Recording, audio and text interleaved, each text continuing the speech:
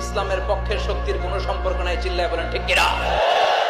ইসলামের পক্ষের শক্তি মন্দির পাহারা দেয়, তারা সাম্প্রদায়িক সম্প্রীতিতে বিশ্বাসী, কোন দাঙ্গা হাঙ্গামা সন্ত্রাসবাদে ইসলাম বিশ্বাস করে না। চিল্লায় বলেন ঠিক কিনা? ভিক্ষুক রাস্তা দিয়া যায় আর জমিদারের পুত্রবধূও যায়। একজন সামনের থেকে আসতেছে, একজন সামনের দিকে যাইতেছে, দুইজনের ক্রসিং এর সময় ভিক্ষুকের গায়ের কাদা জমিদারের পুত্রবধূর গায়ে লেগে গেছে।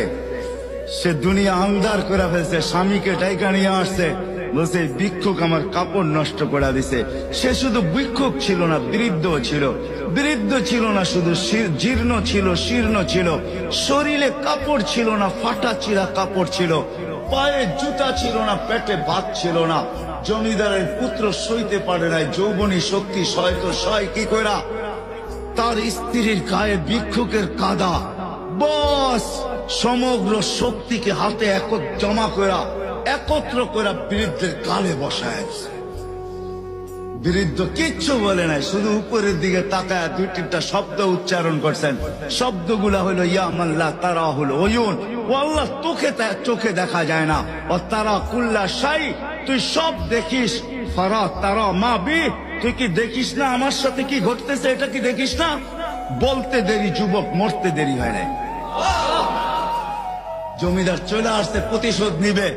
বৃদ্ধের একদিকে মুস্কি হাসি, একদিকে বলতেছে প্রেমের খেলা এমনই হয়।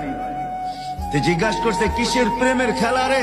বলছে ওর প্রেমিকার গায়ে আমার কাদা লাগছে, পায়ের কাদা লাগছে, ও সইতে পারে নাই, যৌবনী শক্তি দিয়ে আমার বৃদ্ধ গালে বসায় দিছে। আমাকেও একজন ভালোবাসে, সেও সইতে পারে না, সেও সইতে পারে না, ও তো থাপ্পড় দিয়া খান করছে, জান নিয়ে নিছে জান। যদি পৃথিবীতে সুখ চান, শান্তি চান, ইজ্জত চান, পরকালে অনুরোধ করে বলে যায়, কখনো কারো দোষের অনুসন্ধান করতে সিআইডি অফিসারের দায়িত্ব পালন কইরেন না রে ভাই, কখনো কইরেন না। অন্যের দোষের পিছনে সময় নষ্ট করিয়েন না, অন্যের বদনাম করে করে নিজের গুনার পাল্লাকে দয়া করে ভারী করিয়েন না। পারলে অন্যের দোষকে গোপন করেন, পারলে অন্যের মুখে হাসি ফোটান, পারলে অন্যের ইজ্জতের হেফাজত করেন, পারলে অন্যের ইজ্জত দেওয়ার চেষ্টা করেন, পারলে ক্ষুধার্তর মুখে খাবার তুলে দেন, পারলে তৃষ্ণার্তকে পানির ব্যবস্থা করে দেন, পারলে একটা এতিমের মাথায় অভিভাবক হিসেবে ছায়া হয়ে দাঁড়িয়ে যান। মনে রাখবেন ভাইয়েরা, স্রষ্টার সৃষ্টির প্রতি যে দয়া করে, ওই সৃষ্টির স্রষ্টা তাকে ক্ষমা করে জান্নাত দিয়ে দেন। 20 মিনিটে 10টা কল দিছে বন্ধু, সেই বন্ধুর প্রতি অভিমান করছে, কেন কলটা ফিরাইলি না, কেন ধরলি না? আমার মালিক যদি বলে শনিবার থেকে আজকের বৃহস্পতিবার পর্যন্ত এত বড় মাইক দিয়া শুধু এক মসজিদে না, চতুর্দিক থেকে একসাথে আমি আমার আজানের আওয়াজ শুনাইছি, বান্দা কেন আমি একটা সেজদা পেলাম না? আরে বাপ, জানোস না বাপ কি পরিমাণ কষ্ট পাবি বাপ,